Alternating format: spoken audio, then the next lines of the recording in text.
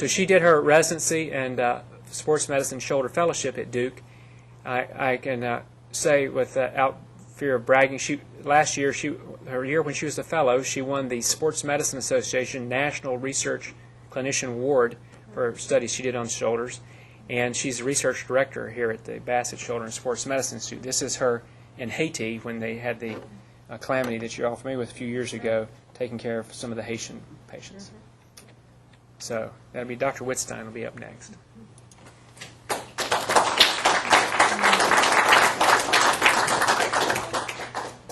Okay. Well, I didn't make any bragging slides about Tal, so I'll do that next time, I guess. And also my talk is not quite as long. This is sort of a little bit more limited in scope. But there's a bit of a continuum that patients kind of fall into. There's rotator cuff tears. There's the rotator cuffs that get really big.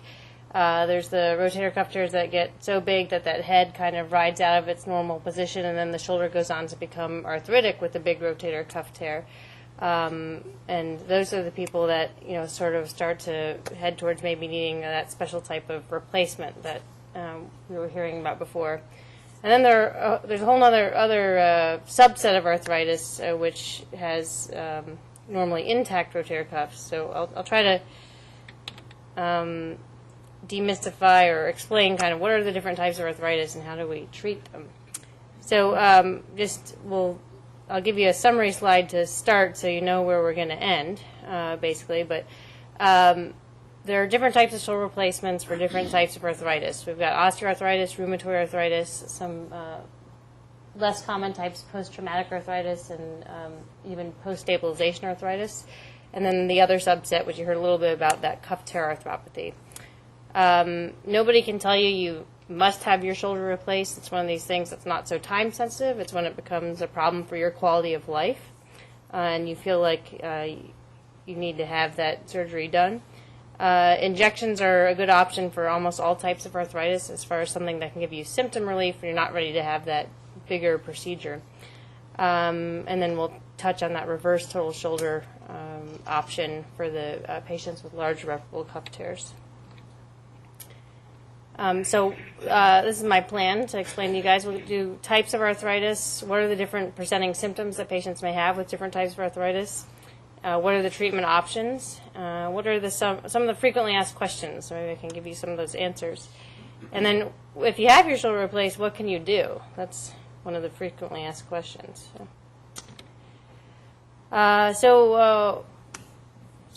A lot of times patients come to see me and they say, I have arthritis. And I say, do you have rheumatoid or osteo? And they look at me like I have 3 heads. So I'll try to make it a little bit simpler. Most of you heard of wear and tear arthritis. That's what we consider osteoarthritis. There's post-traumatic arthritis, post-stabilization arthritis, rheumatoid arthritis, and cuff tear arthropathy. So I'll try to simplify those. Wear and tear arthritis is probably the most common type of arthritis you hear about. It's called osteoarthritis. Patients will present with progressive pain, stiffness in the shoulder. Sometimes they'll feel like it's ratcheting, almost like clicking or crepitus when they try to move the shoulder, like it gets stuck, not a smooth type of motion when they move it. Usually no acute trauma.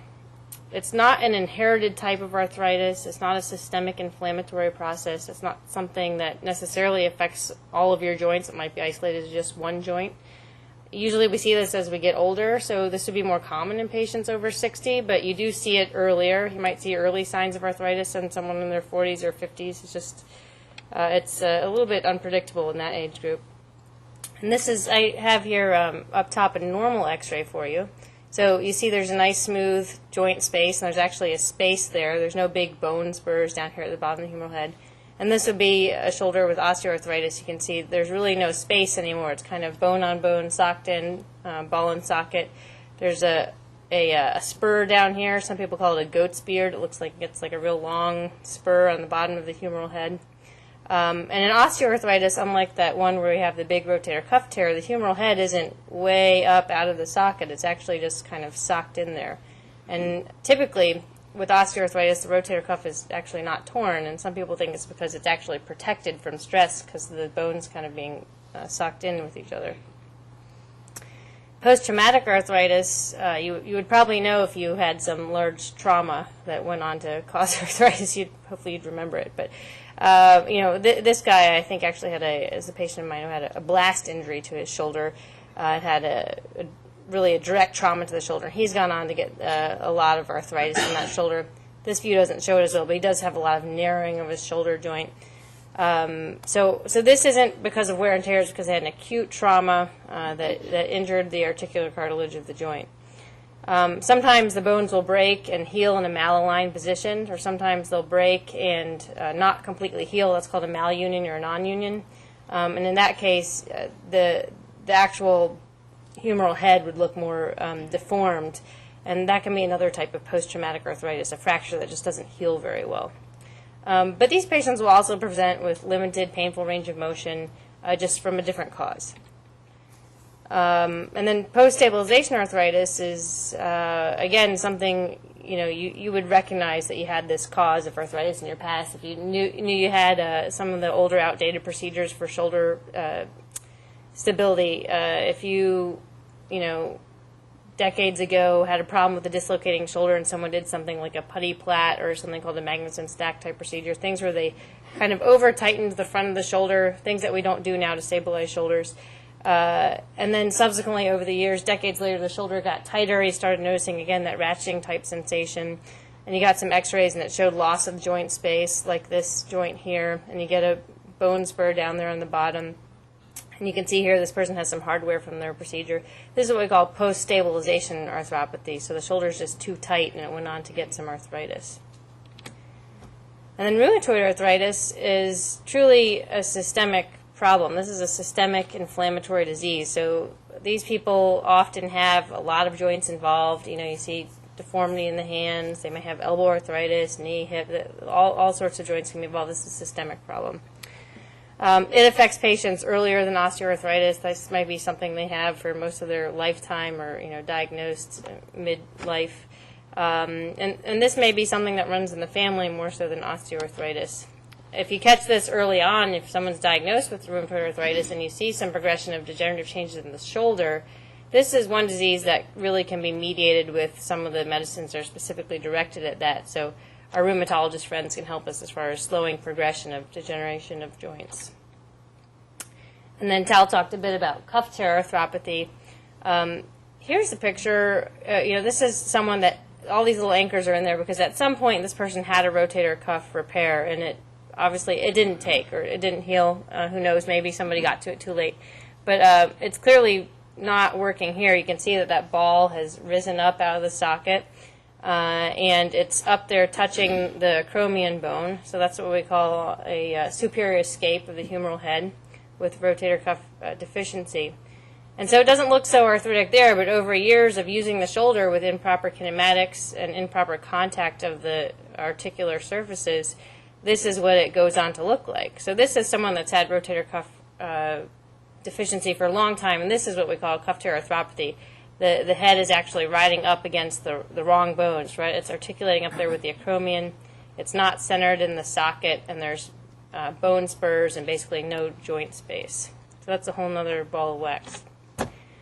And this is just a little schematic to explain what happens, kind of what Tal was talking about. Here's a picture of a tear of the rotator cuff. And the humeral head, instead of abducting, we call it, with the arm coming up out to the side like this, because it's not held in place, like almost like a suction cup kind of phenomenon with the ball in the socket. Instead of it abducting, it just gets lifted up when your deltoid tries to lift it. So it slips up. These are the people you say, raise your arm for me. Instead of them going like this, they do a shoulder shrug, an elbow bend, and reach up like that. So they've got a rotator cuff that's not working and are at risk for going on to cuff tear arthropathy. Physical exam signs of cuff tear arthropathy, might be something like this. This is what we call pseudo-paralysis. The person's shoulder isn't paralyzed, but they just can't do it. They just can't lift their arm up, oftentimes even over 70 degrees of elevation. And they might have some of these images on their MRI, a very atrophied rotator cuff like Tal talked about, or they might have something called a geyser sign, where some of the fluid from the joint actually escapes into the subcutaneous tissue there. So for any of these types of arthritis or degenerative changes in the shoulder, when you come to see a surgeon, what's going to happen in the clinic? Well, first they should take a good history. They should ask you, does anybody in your family have any systemic inflammatory diseases like rheumatoid arthritis? Have you had any previous surgeries on your shoulder? If you said, oh yes, 20 years ago I had shoulder stabilizing surgery, that's a tip-off. How long have you had these symptoms, and what are your symptoms? And then on exam, we should assess your motion. How far can we move your shoulder? How stiff is it with passive motion? And how well do your muscles work? How much can you move the shoulder, and how strong are they?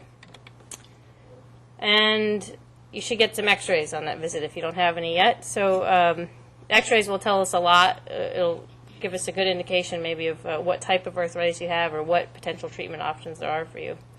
But a lot of times we need other studies. So if we think that surgery is indicated or you're interested in surgery, we might need some other images for planning. So oftentimes this is an MRI or sometimes a CT scan with contrast. This is actually some images. These are images from a CT scan. And we do this with contrast because it'll help tell us if the rotator cuff is intact, which will determine kind of what options are appropriate for you as far as replacement. And it can show us some of that atrophy that you saw in the MRI as well. And it can show us what type of bone stock you have. As far as if you're going to have your shoulder replaced, is there enough bone on the socket side to replace the socket side, or are you someone who can only have the ball side replaced? For any type of arthritis, we can talk about conservative treatment options. As I said, this really isn't a time-sensitive procedure. Usually it's something that you have to decide you're ready for or you need based on your quality of life.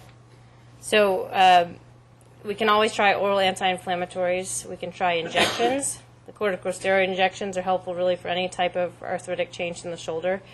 Oftentimes there's diminishing returns on those. With really severe arthritis, the injections might not be that helpful, but it's always worth a try. Or worth a shot, I guess I could say. You may have heard of Synvisc or hyaluronic acid. This actually has been shown to be pretty effective for osteoarthritis of the shoulder. I don't think I would try it on one that you have a big rotator cuff tear because it wouldn't be well contained in the shoulder. But and then physical therapy may be helpful, depending on how bad the arthritis is. Sometimes I feel like this is a pretty limited utility, and I'd be honest with you if I thought it was a waste of your time. So, what are your surgical treatment options? There's kind of a decision tree. It depends on what type of arthritis you have, and it depends on whether or not you have an intact rotator cuff or not. So for osteoarthritis, rheumatoid arthritis, some of the posttraumatic arthritis, or post-stabilization arthropathy, if you have an intact rotator cuff, probably a good candidate for a total shoulder replacement, which means you replace the ball and the socket. So here's a little schematic of that. There's actually a plastic type resurfacing of the socket, and then the ball and stem are metal. If you have these types of arthritis, but we know you have a rotator cuff tear, a total shoulder replacement is not advisable because we know that without the rotator cuff, you'll probably loosen the socket side of the replacement, and that wouldn't be good. So in that case, you're a candidate for hemiarthroplasty, which means you replace the ball side but keep the native socket side. Or alternatively, in some cases, the reverse shoulder may be indicated because it's a more constrained type replacement. With shoulder replacement surgery, it's usually a 1 or 2 night hospital stay. Again, we can have this done with the arm numbed up with the regional anesthesia with the same benefits that Tal talked about for rotator cuff surgery. Sling for comfort, really, for total shoulder replacements or hemiarthroplasties. Because we do have to release one of the tendons in the front of the shoulder to actually get to the shoulder joint, you have some restrictions as far as limiting how far we let you rotate the shoulder out or pull the shoulder in. But we do let you do midline activities of daily living pretty much right away, and that would be encouraged. This would be the type of surgical scar you would have from a shoulder replacement. And this is what I was telling you about that tendon in the front of the shoulder. It has to be repaired. It has to be released in order to get in there, and you repair it to get out. So it does need time to heal. So that's one structure we do have to protect after one of these surgeries. Physical therapy is not quite as intense, I think, as some of the rotator cuff repairs because it's mostly just you getting back to using your shoulder with the exception of those precautions for protecting that tendon. So I think the most common question when people are thinking about having a shoulder replaced is, what can I do if I have it replaced? Can I play? So this is definitely a case-by-case discussion with your surgeon. But I would say, in general, there are a lot of things that people like to do that are okay to do at about 4 months after surgery. So tennis seems to be okay, golf, but not all activities in golf. Swimming is probably okay, and I have a lot of patients that like to bowl, so I put that in there. Those seem to be the common activities that people ask about. So I've sort of left this as a separate topic. Surgery for replacements for cuff tear arthropathy, because it's a whole different type of prosthesis. Regular total shoulder is not an option, as we said, because you will loosen the socket side of the replacement and it will become unstable. You could have the hemiarthroplasty where you only replace one side, you replace the ball side but not the socket, and that should give you pain relief, but it's not going to change your function. So if your shoulder is painful and you can't lift it above here, and you just want the pain to go away, it's not your dominant arm, you don't care that you can only lift it that high, a hemiarthroplasty is probably okay. Say it's your dominant arm and it's just killing you, it's painful, but you also really need to be able to reach the top of your head, well then hemiarthroplasty is not a good option because you'll be able to do this without pain, but you won't be able to lift your arm any higher. The reverse total shoulder will hopefully give you more elevation and make you more functional and less painful. So it depends on what your goals are. Is it pain relief? Is it pain and function? And you have to talk about that. The ideal patient for a reverse total shoulder is someone that has cuff tear arthropathy. They really have very limited active motion. They can't get their arm, up above here. And their goals aren't to do really strenuous stuff with the shoulder. You want pain relief and you want function for activities of daily living. You want to be able to put your dishes away, get your groceries out, comb your hair, that kind of stuff. So the other indication for this actually is a really bad fracture. So sometimes people fall, maybe they slip on the ice, fall on the sidewalk. That never happens here, but so and then they come into the ER and their poor humerus is just broken into 4 pieces, and it's and this is actually a patient of mine. Hers broke like that, and then it healed badly, or it didn't even completely heal, and she could raise her arm about this high. So, another option for that is actually you just kind of get rid of those pieces and you put in one of these replacements, which substitutes for the function of the rotator cuff and stabilizes the shoulder. So, it's newer technology in the U.S. It's been used in Europe for at least a decade more, or even more than it has in the United States. There's a lot more long-term follow-up there. But the idea behind it is that the ball and socket are reversed. So with the ball on the socket side and the socket on the ball side, the shoulder becomes constrained. So instead of the humeral head being able to escape and go up, it's sort of contained around the socket at this point, which allows the deltoid to raise the arm up instead of shrugging the shoulder. So it provides better function or range of motion for the shoulder. So this is a blown-up version of that. This is the part that becomes on the socket side, and this is the part that gets inserted into the humerus. So here's someone who had on one side, they had the same diagnosis on both sides. They had large cuff tears with very degenerative shoulders. And so on this side, he had the hemiarthroplasty. So that's the option that will give you pain relief, but not really functional improvement in range of motion. And on the other side, he had the reverse shoulder with the goal of pain relief and improved function. And so his function stayed the same on this side. It's not hurting. He can't reach the top of his head. He can't really get his arm up to grab things. This side, less pain, but also better active motion. So, as it says here, this is designed to be self-stable, meaning you don't need the rotator cuff to keep the shoulder stable. The technology is improving all the time with this. Early on, there were more problems with these loosening. There have been a lot of advances over the last decade, and so these really get better and better, just like our total knee and total hip replacements. Here's an X-ray of what one looks like when it's inserted. So again, you can see the ball is now on the socket side, and the socket is on the ball side, and you can see how that might be more contained. Some of the complications that were reported or are still reported are hematoma and infection. This is more of a problem, particularly infection, someone that's a badly controlled diabetic. So we always like to screen people for diabetes. If you have diabetes, you want your sugar to be really tightly controlled to minimize the risk of infection. Dislocations are reported. Sometimes people will get a bit of a stress fracture on the bone up top here where the deltoid comes off because we're now using the deltoid a lot. Nerve injury is always a risk of any surgery, but sometimes with this surgery, the nerves get stretched out a little bit because you're actually tensioning them more. The prosthesis actually lengthens the upper extremity a little bit, and it's that tension that actually makes the deltoid muscle work better and makes the shoulder more stable. So it's a balance you have to strike as far as how much tension you put on the shoulder, because you don't want the nerves to be stretched, but you want the shoulder to be stable, and you want the person to be able to raise their arm. So